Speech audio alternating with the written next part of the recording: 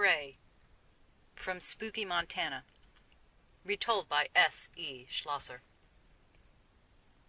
He was a jolly, round little man, with a cherry-red face and a button for a nose. His mouth was all smiles, and he loved to make puns and tell funny jokes to every person who passed by. He sat every day in the front window of his house with a bottle of whiskey at his side. He would beckon folks over to the window-sill, put up the pane of glass, and tell them his latest riddle or story. Folks in town shook their heads over little Simeon, but they liked him. He would tell the children strange and wonderful stories about faraway places and magical beings. Everyone wondered how he knew such tales, for they never saw him reading or writing or doing anything except sitting in his chair. He never did a lick of work, as a matter of fact. Folks in town said he'd ruined his health in the mines long ago, and his heart was too weak for him to do anything but sit around and watch the world go by. Simeon's wife, on the other hand, was tall and spare and dour. She wore gray on weekdays and black on Sundays, and a large crucifix hung around her neck. And she was as hard-working and critical as Simeon was lazy and kind. She despised her husband's indolence. Every day, before she left to clean at the mansion house in the city, she would stop in front of her husband's chair, glare at her rosy-cheeked spouse, and say sternly, "Pray, Simeon, pray for your soul. If you cannot work, then pray." Simeon beamed at her and said, "Yes, Constance." But no one ever saw him pray, not once, nor would he go to church on Sunday or on high holidays. Even on the coldest day of winter, Constance would bundle herself up against the fierce winter winds and march stolidly downtown to church, where she would pray for hours on her hands and knees before marching home again. But jolly round Simeon just sat in the window and smiled as the world passed by. "Pray, Simeon!" Constance would thunder at him as she marched to and from church. "Pray!" But Simeon refused to pray. Simeon told the local minister once that he'd lost his faith down in the mine. The shaft had caved in on him, and he'd lain for hours in the darkness, hallucinating as the air grew more and more poisoned. "God abandoned me down there," said Simeon. "I prayed all day and all night for him to send an angel to rescue me, and the angel never came. If my shaft supervisor hadn't come a-looking for me, I'd have been dead. And he didn't get there in time to save me heart and lungs. They were wounded so bad I couldn't ever work again. After that I cursed God and the angels. They'd abandoned me, so I abandoned them." It seemed wrong somehow to see such a happy, jolly fellow so solemn and stern. The local minister didn't quite know what to say. He wanted to point out that the shaft supervisor might be considered, by some, to be an angel sent by God. But something in little round Simeon's eyes defeated this idea before he could form it into words. It would have been easier to defend his faith if Simeon had been passionately angry, or bitter. But such matter-of-fact heresy was impossible for the minister to combat, so he didn't try. He just told Simeon he would pray for him. When he heard that familiar word, Simeon's jolly face twisted as if he'd bitten into a lemon. "Pray!" He spat out the word. "That's what Constance says. She says my disability was caused by my lack of faith. Me, who went to church faithful every Sunday since I was a lad. Don't pray for me, minister. I'm done praying." The local minister went away, shaking a little at the depth of bitterness in jolly round Simeon. Who could ever guess such darkness lay at the heart of the happy relater of jokes and riddles, the wonderful storyteller whom all the school children adored? And always, looming in the background, grimly cleaning the house and scolding him night and day, was dour, gray Constance. "Pray, Simeon! Pray, you sinner!" she'd cry out so loud that the neighbors on both sides could hear her. "Get on your knees and pray!" But Simeon never prayed. He never did anything but sit in the window and watch the world go by.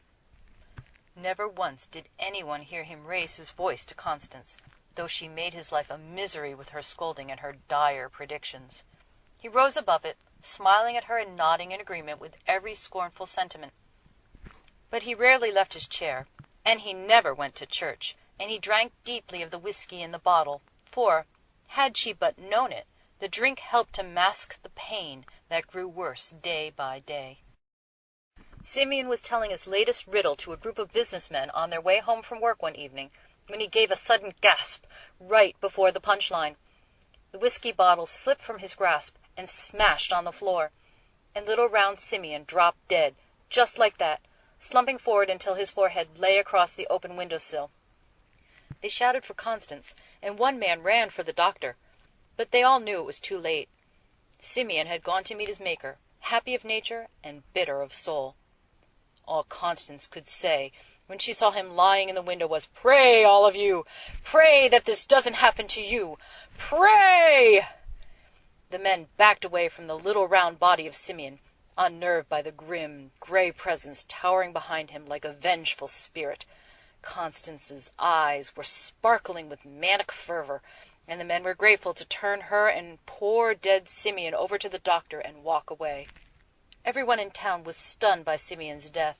They'd heard that he was poorly, but he'd never shown it. Only the doctor had known the true state of things, had known that Simeon's poor injured heart was slowly losing ground, had put strong medication in his whiskey to help him with the pain. Not even his dour and grim wife had realized that Simeon's laziness stemmed from true illness. Not until it was too late. The children especially were devastated at his death.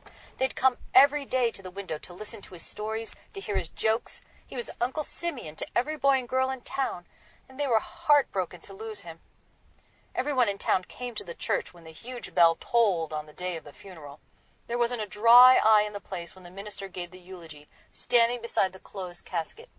Then he asked Constance to speak. Constance stood up beside her seat, black veil quivering with her intensity, and spoke only one word. "Pray!" The word echoed and re-echoed around the great hall. It seemed to grow louder with each echo. One by one, the candles around the altar blew out, until there was only a shadowy darkness behind the casket. Outside, the sunlight was dimmed by dark storm clouds, until the interior of the church took on a ghastly greenish tinge and quivered with the electric intensity of an approaching storm. And a voice from nowhere repeated Constance's message from the air above the altar. "Pray," it whispered. "Pray!" And then it thundered the word, "Pray!" A ball of light appeared above the minister's head and grew larger and larger until it formed into the round figure of Simeon. His red face was twisted with pain and anger, and his eyes were fixed on the black-veiled figure of Constance. "You gave guilt when you should have given compassion," he cried, his round body slowly elongating and twisting into a huge, foul parody of a man. The shadows in the hall darkened, and the children whimpered in fear and clutched at their frozen parents. Simeon's ghost shone with an eerie light that made every face in the watching congregation appear grim and hollow-cheeked. Towering taller and taller above the altar, his round form began pulsing from dark gray to blinding white in a way that stung the eyes and made people's skin crawl. "You gave scorn instead of understanding," he boomed, raising one arm slowly and pointing a finger at his wife, "and hatred instead of love." The light within Simeon's massive form wriggled and writhed, as if 1,000 maggots were eating his spirit flesh. Constance gasped and shrank back from the terrible, pulsating figure. Every eye in the church was fixed upon him in horror as he leaned closer and still closer to his wife, his massive face pressing into hers. "Pray, Constance," Simeon said, and his voice was suddenly happy and gentle. "Pray for your soul." Then his twisted figure shot suddenly upward until it reached the arched ceiling far above. "Pray!" Simeon howled, his voice rising until stained glass windows started shattering. Everyone in the congregation bolted out of the doors and windows into the biting wind and thunderous rain. Their hands clapped over their ears. A bolt of lightning lashed forth from the heavens and crashed into the large oak tree in the center of the graveyard adjoining the church. and then Simeon's wailing voice ceased as suddenly as it had started. The congregation stared at one another in consternation, wondering what was going on inside the sanctuary.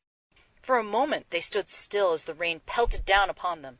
Then one by one, dreading what they would see, they crept back into the sanctuary.